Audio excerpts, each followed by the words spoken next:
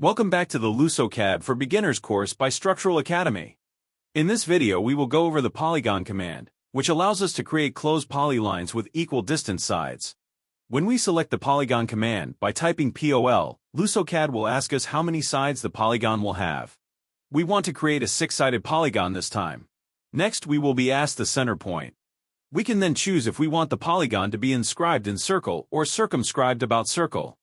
Essentially, inscribed means that it will be drawn inside the circle and circumscribed means it will be outside of the circle. Here we see the inscribed polygon.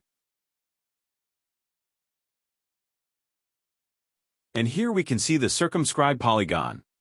Now if we try the command again, we can see that there's an available subcommand before selecting the center, the edge subcommand.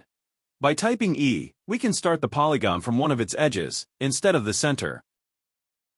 Which edge it is will be determined by the direction we draw the polygon in afterwards.